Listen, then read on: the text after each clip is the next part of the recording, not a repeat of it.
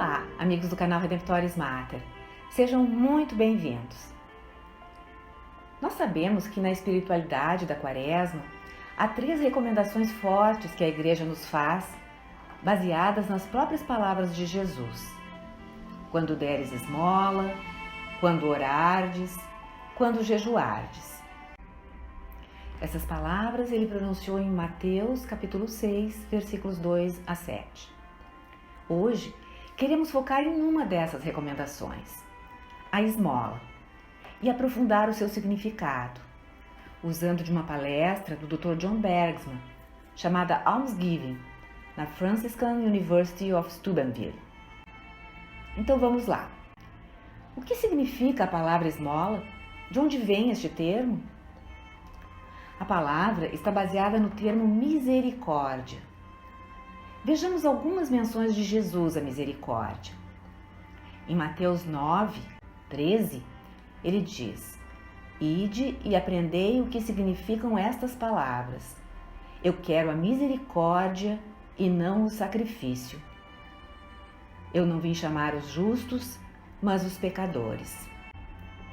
E Jesus está citando uma passagem do livro de Oséias, capítulo 6, versículo 6. Porque eu quero o amor mais que os sacrifícios e o conhecimento de Deus mais que os holocaustos. Também em Mateus 12, versículo 7, Jesus diz: Se compreendesseis o sentido destas palavras, quero a misericórdia e não o sacrifício, não condenaríeis os inocentes. Em hebraico, a palavra é Hesed, H-E-S-E-D. Significa fidelidade à aliança, aliança fiel, amor de aliança, misericórdia. São ideias fundamentais no Antigo Testamento ligadas à aliança de Deus com os homens, a justiça, a fé e a misericórdia. Em passagens do Novo Testamento também é mencionada a mesma expressão. E aqui vem mostrar como Deus foi e é fiel à aliança que firmou com Israel e a humanidade.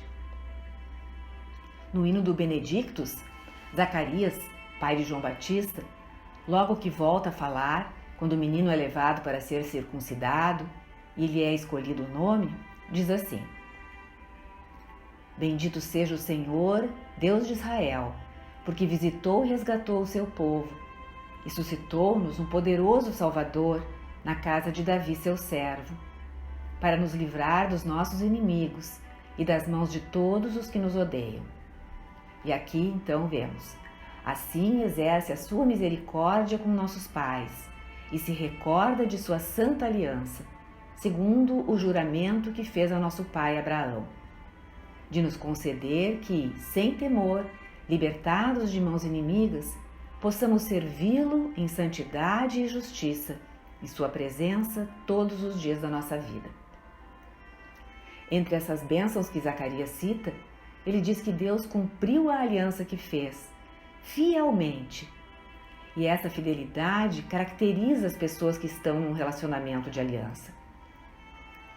Deus se recorda de sua santa aliança e cumpre o juramento que fizera ao pai Abraão. Entre essas palavras há um paralelismo.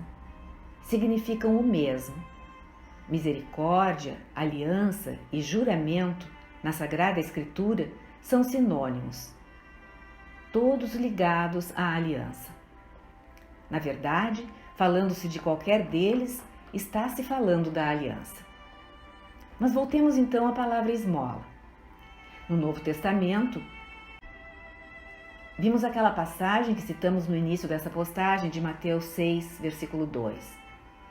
Aquela que Jesus usa quando fala em dar esmola, dar óbulos, fazer dádiva aos pobres. Em grego é eleemosune, cuja contração é eleos, esmola. Vejamos a passagem. Quando, pois, dás esmola, não toques a trombeta diante de ti, como fazem os hipócritas nas sinagogas e nas ruas, para serem louvados pelos homens. Em verdade eu vos digo, já receberam a sua recompensa. Quando deres esmola, que tua mão esquerda não saiba o que fez a direita. Assim, a tua esmola se fará em segredo, e teu pai, que vê o escondido, recompensar-te-á. O dicionário Michaelis diz que esmola vem de eleemosine e dá o seguinte significado para essa palavra que Jesus pronunciou: o que se dá por caridade aos necessitados. Caridade, donativo, óbolo, socorro. E também o próprio ato de amparar, ajudar, beneficiar, socorrer. Portanto, a esmola de que Jesus fala é piedade, mercê, favor, expressão de misericórdia e de mostrar solidariedade e aliança com outras pessoas. Podemos ler a passagem assim: quando, pois, dás misericórdia, não toques a trombeta diante de ti. No livro dos Atos dos Apóstolos, no capítulo 10, versículo 2, fala-se em Cornélio, um centurião da corte romana. Era religioso, ele e todos os de sua casa eram tementes a Deus. Dava muitas esmolas ao povo e orava constantemente. Este homem viu claramente numa visão, pela hora 9ª do dia, aproximar-se dele um anjo de Deus e o chamar: Cornélio? Cornélio fixou nele os olhos e, possuído de temor, perguntou: que há, Senhor? O anjo replicou: as tuas orações e as tuas esmolas subiram à presença de Deus como uma oferta de lembrança. Cornélio dava esmola, fazia misericórdia às pessoas e orava. Quando o anjo lhe aparece, o que fala? Que as preces e esmolas de Cornélio subiram como lembrança perante Deus. Juntas, sobem a Deus. Aliás, como acontece também na Eucaristia, com as orações e as ofertas transfiguradas. Ao instituir a Eucaristia, Lucas narra que Jesus tomou em seguida o pão e, depois de ter dado graças, partiu-o e deu-lhe, dizendo: isto é o meu corpo que é dado por vós. Fazei isto em memória de mim.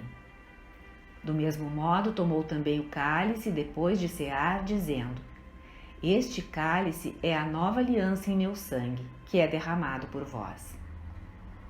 Fazei isto em memória, o mesmo termo da aliança. Fazei-o em lembrança, em recordação de mim, para serem fiéis à aliança. Uma das coisas importantes sobre misericórdia é que ela não é vaga, platônica, uma ideia. Ela é concreta, algo muito concreto, expresso em atos concretos. No Salmo 136, vemos bem isso. É um dos salmos que mais repete a palavra misericórdia. É o salmo do grande Halel, do grande Aleluia na tradição judaica, rezado sempre na ceia pascal, cujo refrão é: porque sua misericórdia é eterna. Num pequeno trecho, ele diz o seguinte: ele dividiu em dois o Mar Vermelho, porque sua misericórdia é eterna. Ele fez passar Israel pelo meio dele, porque sua misericórdia é eterna. Ele precipitou no Mar Vermelho o faraó e seu exército, porque sua misericórdia é eterna. Ele conduziu seu povo através do deserto, porque sua misericórdia é eterna. Ele abateu grandes reis, porque sua misericórdia é eterna. Cada afirmativa de cada versículo desses é um exemplo da misericórdia de Deus por atos específicos e concretos, nunca algo intangível.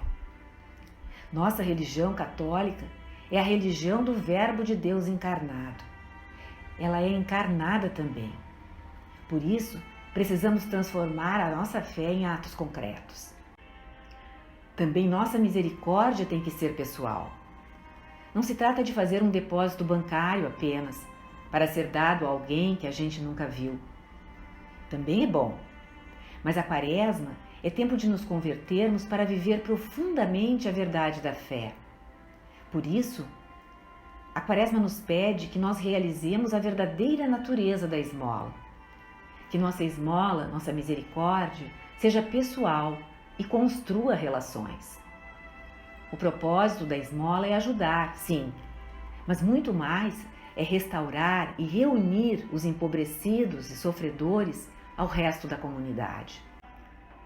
Na Idade Média, quando se dava esmola, levava-se junto o pão, alimento, outros bens com o dinheiro, indo-se ao pobre pessoalmente. O rei São Venceslau, por exemplo, no frio do inverno, vê um camponês na neve e não manda outros levar-lhe socorro, mas ele mesmo vai ali ajudar. Reúne carne, vinho e ele vai ao camponês. Esmolas são como encarnações da misericórdia e por isso mesmo são análogas à Eucaristia, porque a Eucaristia é a misericórdia de Deus tornada carne e alcançada pessoalmente, individualmente, a cada um. Já lembramos antes que, falando sobre os elementos da última ceia, Jesus disse: "Este é o cálice da nova aliança no meu sangue."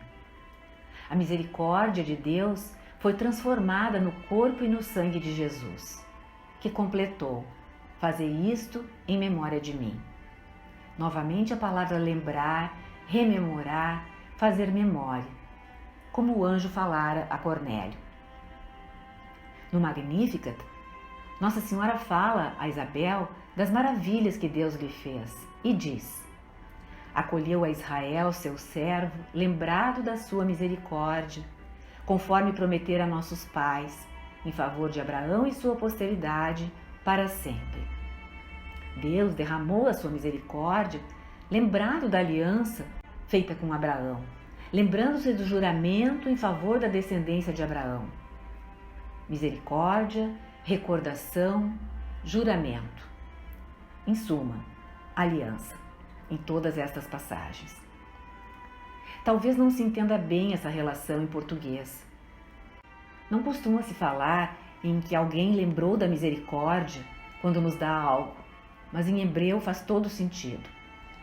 Trata-se de lembrar uma obrigação jurada, prometida, e agir de acordo com ela concretamente, na fidelidade. A Eucaristia é a misericórdia, Hesed de Deus. Nela, o Senhor está lembrando a misericórdia e renovando-a na nova aliança, no seu corpo e sangue eucarísticos. A Eucaristia é a aliança, a nova aliança. A nova aliança não são os livros da Bíblia, aquilo que chamamos de o Novo Testamento. A nova aliança é a Eucaristia. Novo Testamento justamente significa nova aliança.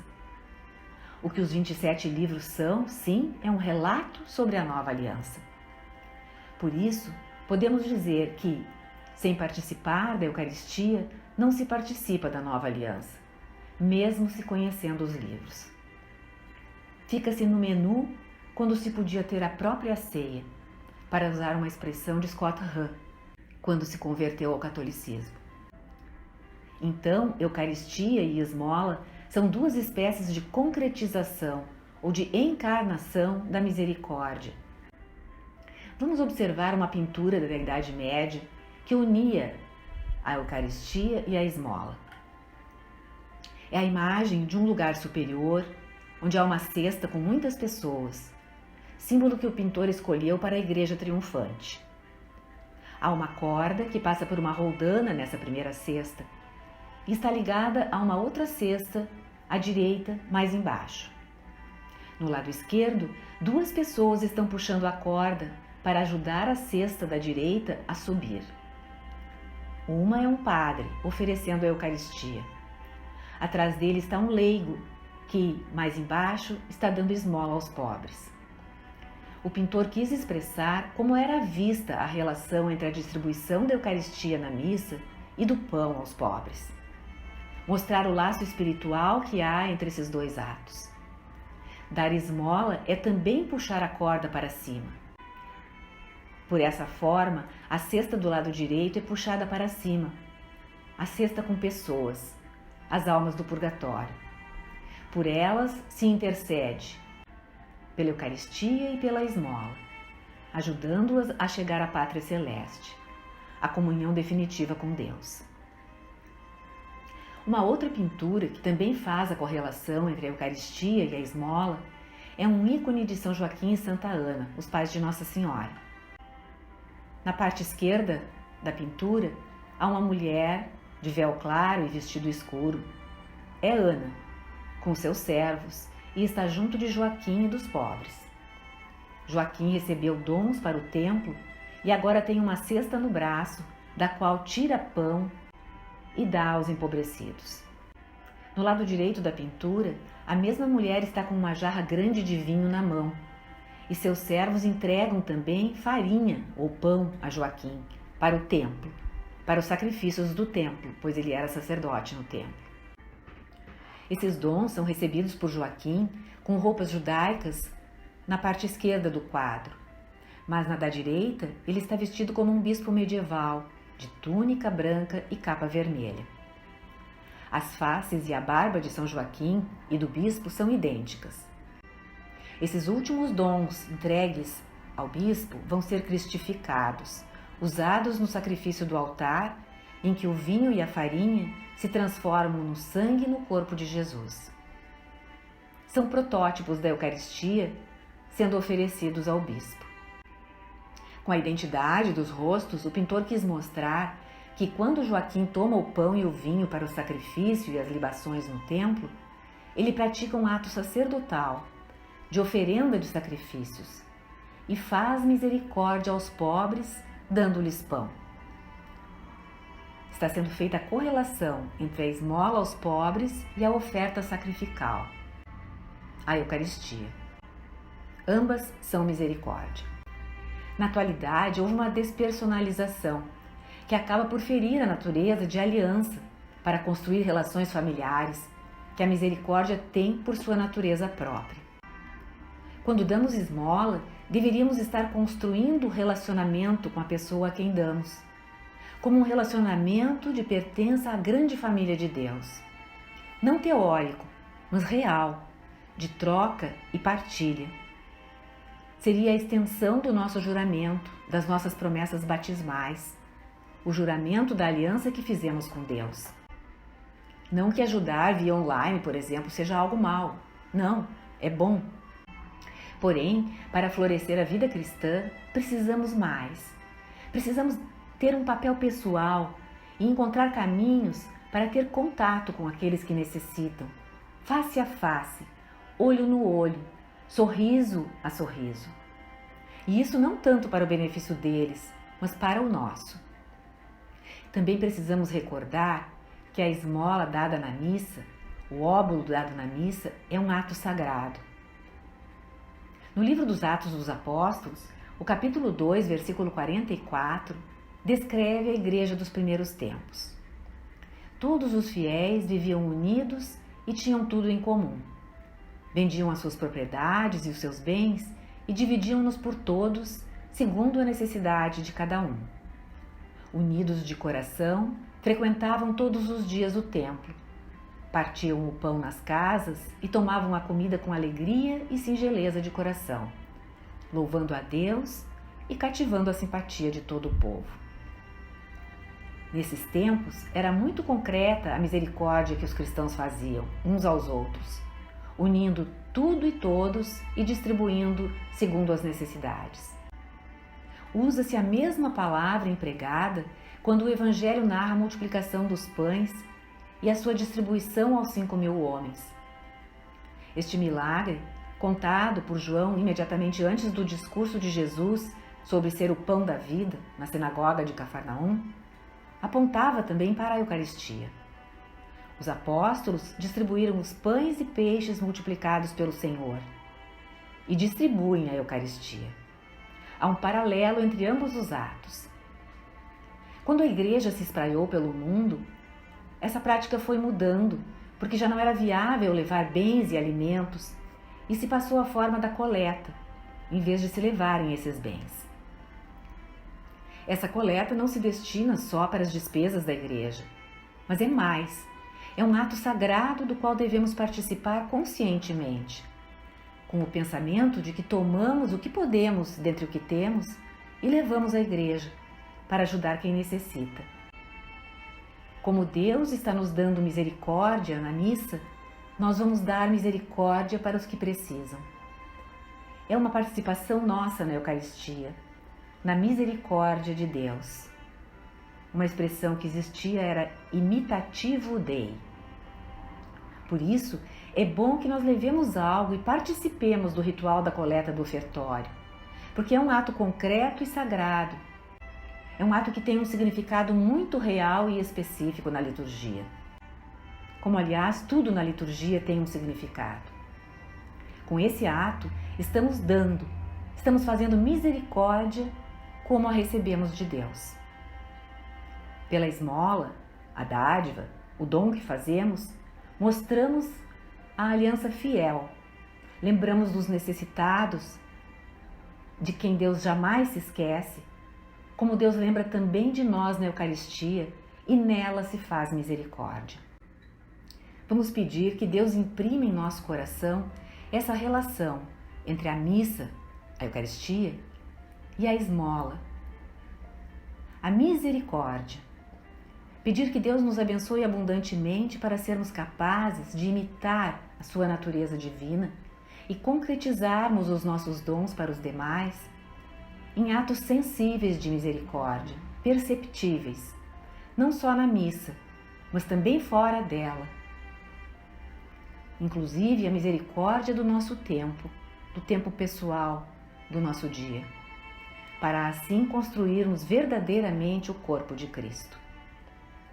Obrigada por ter acompanhado esta postagem. Se você gostou, clique seu like, inscreva-se no canal e acione o sininho para ser notificado de outras publicações.